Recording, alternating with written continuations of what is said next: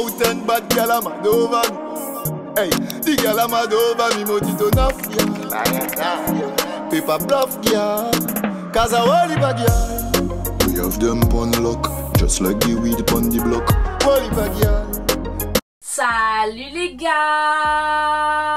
Si vous êtes déjà abonné à cette chaîne, beau retour parmi nous, ça fait toujours plaisir de vous avoir ici. Et si vous êtes nouveau sur cette chaîne, bienvenue, moi c'est Maybite et j'espère qu'à la fin de cette vidéo vous aurez envie de vous abonner. Ou même pendant la vidéo parce que le bouton il est toujours là. Du coup aujourd'hui on se retrouve pour une nouvelle vidéo. Et cette vidéo ça va être une vidéo coiffure protectrice du coup. Donc voilà, c'est pour ça que j'ai mes cheveux dehors. Je vais essayer d'exercer une petite coiffure en fait que j'ai jamais faite avant du coup. Vous savez, moi coiffure protectrice avec mes cheveux je connais, mais avec des mèches je suis pas très forte, je débute. Mais au final je me dis mais attends, de toute façon en fait dans tous les cas si je veux pouvoir réussir à faire ce genre de coiffure un jour, il faut bien que je les essaye. Quand je sais que j'arrive pas à me coiffer ou j'arrive pas à faire quoi que ce soit, c'est le moment pour une coiffure protectrice. J'en fais pas souvent mais je pense que je vais en faire de plus en plus souvent à cause du petit problème capillaire que j'ai en ce moment. Alors du coup la coiffure que je vais essayer de reproduire ça va être une coiffure avec des nattes collées qui tombent vers le bas à la Pop Smoke. Je vous mets une photo juste là. J'ai de l'espoir pour moi. Pour le matériel c'est simple, il n'y en aura pas 3 masses. Donc du coup j'ai ce petit pain là que j'ai acheté sur Shein avec le petit... avec ça là, la petite séparation entre la première ligne et la deuxième du coup, c'est ça qui m'intéressait beaucoup parce que contrairement à beaucoup de personnes, moi je ne sais pas du coup séparer mes cheveux avec la queue. J'ai toujours séparé mes cheveux avec le devant des peignes, super bien. Ensuite je vais utiliser du coup ma brosse préférée, ma Tangle Teaser, vraiment la meilleure brosse de tous les temps, je ne le dirai jamais assez, pour du coup démêler si jamais c'est nécessaire. Ma petite cire Red One du coup pour être sûre que mes parties soient bien. Donc les mèches c'est des mèches que j'ai depuis, vraiment ça doit faire combien d'années j'ai ces mèches? Ça doit faire un an hein, ça doit vraiment faire un an hein. Il me reste 2 paquets, donc je pense que 2 paquets ça va être suffisant. Du coup c'est des expressions tie and dye, elles tombent vers le marron clair. Du coup on va passer à la moi du futur du coup qui va vous parler vu que je vais faire cette vidéo en voice over.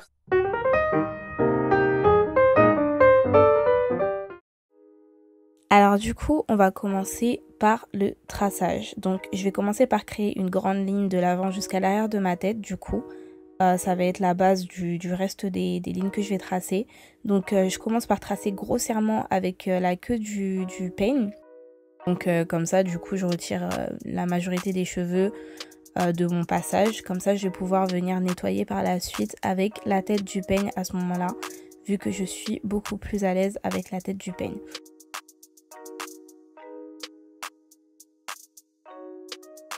Donc une fois que j'ai fait ça, je vais venir du coup vérifier l'arrière avec du coup la technique du double miroir. Donc j'ai un miroir derrière moi et j'utilise ce miroir là pour bien vérifier si l'arrière est bien. Et voilà ce que ça donne. C'est pas parfait mais c'est amplement suffisant. Du coup j'enchaîne avec la suite. Donc je commence par la ligne avant. Parce que je trouvais que c'était la plus facile à faire. Au final, j'ai un petit peu galéré, beaucoup même galéré avec cette ligne-là. Parce que je sais pas si vous pouvez remarquer, mais en fait, mes cheveux m'aveuglent. Donc, je voyais pas bien à travers mes cheveux. Donc, j'ai essayé de faire de mon mieux. Et j'ai pu, du coup, tracer une ligne qui était assez potable, que j'ai pu corriger aussi par la suite. Donc, si vous voyez des petits traits qui dépassent, etc., j'ai corrigé ça par la suite. Une fois que c'est fait, du coup, je prends une petite pince crocodile et j'attache la petite partie pour être sûre que mes cheveux, du coup, ne se remélangent pas. Donc, je passe à derrière. Donc, c'est vraiment là que ça a été vraiment le plus dur parce qu'il fallait faire une forme assez arrondie, mais surtout, je ne voyais rien. J'ai essayé la méthode, du coup, du double miroir, mais même à ce niveau-là, c'était assez compliqué. Parce que je ne voyais rien tout simplement. Du coup j'avais du mal à voir. Et même quand je voyais en fait j'avais du mal à placer ma main comme il le fallait. Donc j'ai un peu galéré. Et après j'ai demandé un petit peu d'aide du coup pour la symétrie. Et j'ai fait les deux parties de derrière en même temps. Pour pouvoir me débarrasser de ça.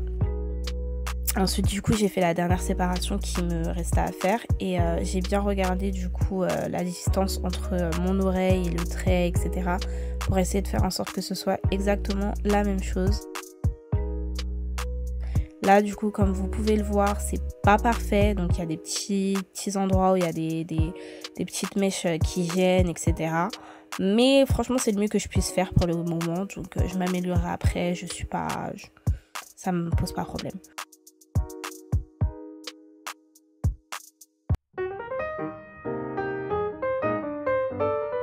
Je prends mon petit paquet de expressions, donc vous pouvez voir vraiment que c'est pas les mêmes expressions que celles qu'on a l'habitude d'acheter, les classiques, qui sont beaucoup plus longues. Donc si vous voulez quelque chose de long, faut pas prendre celle que j'ai prise. Du coup je pense que toutes les tie and dye sont comme ça. Donc j'ai d'abord commencé par bien démêler mes cheveux, puis après j'ai mis du coup de la cire sur tout le contour.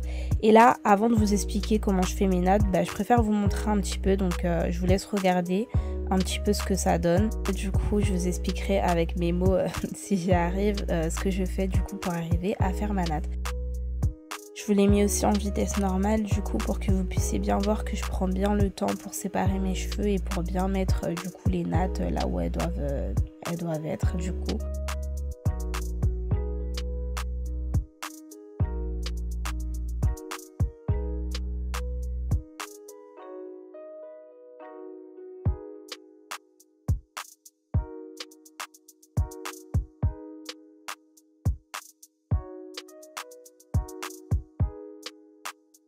Honnêtement, je suis très fière de cette natte, elle est super jolie, en plus c'est la première et elle est vraiment trop belle, je pense que c'est la plus belle et c'est la première fois du coup que je la vois aussi bien parce que quand je me suis coiffée forcément c'est derrière donc j'avais pas aussi bien vu et au final j'ai pas forcément pris le temps de bien regarder ce que j'avais fait et là c'est super joli.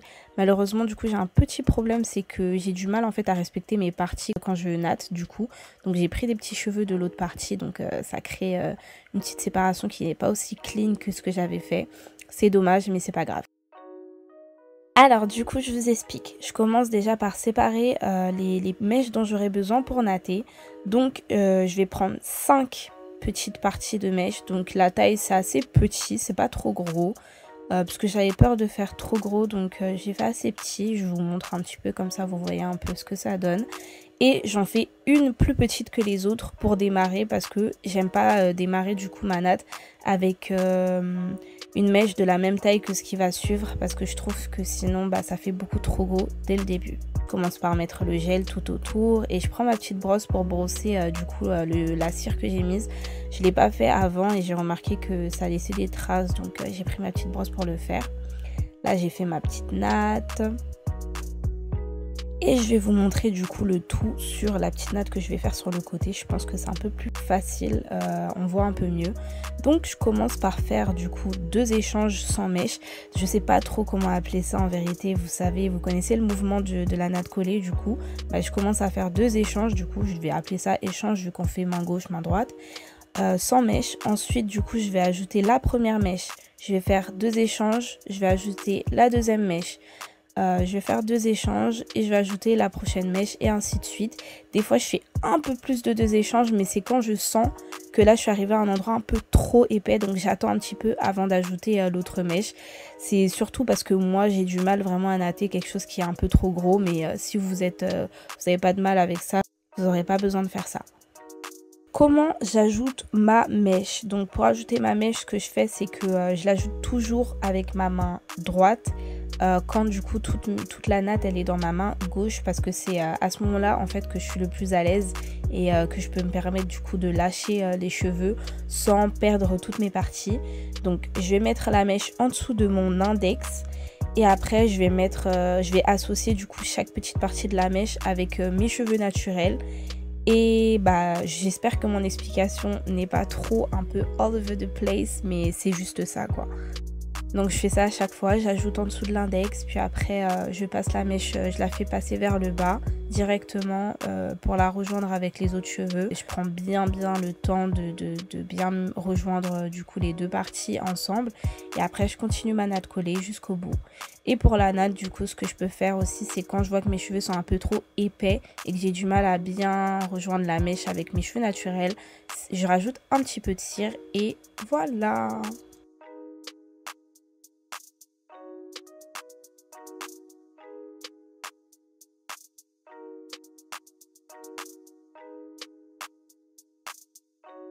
Du coup pour la partie de devant, ce que je vais faire de différent, c'est juste que je vais séparer mes baby hairs du coup du reste.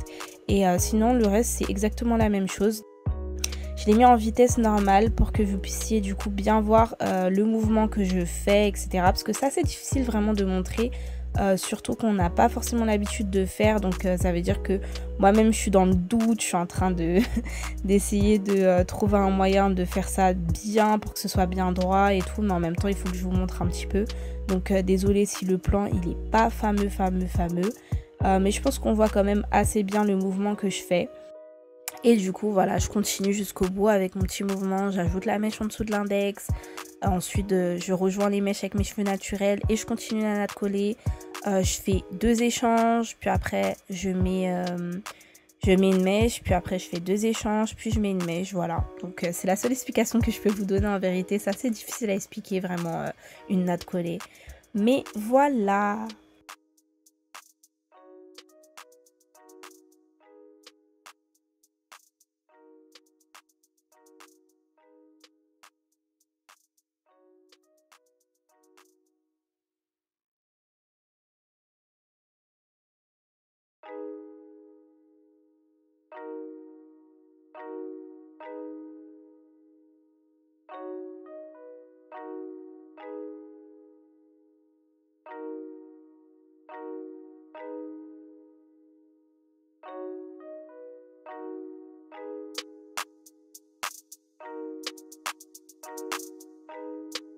J'ai utilisé que la moitié d'un seul paquet pour la coiffure entière. Je suis assez choquée. Genre regardez, il reste encore la deuxième mèche et il me reste tout ça du coup de la première mèche que je vous ai montré au début. Donc waouh. Il y a un petit peu d'autres cheveux qui traînent, mais des petites mèches quoi, mais en gros j'ai perdu que ça. Et en fait, vraiment je sais même pas comment vous montrer parce que j'ai pas pris en photo genre les fois où j'ai fait. Mais en fait j'ai déjà perdu des sachets, j'ai déjà perdu des boules entières. Et là je suis choquée en fait d'avoir perdu que ça.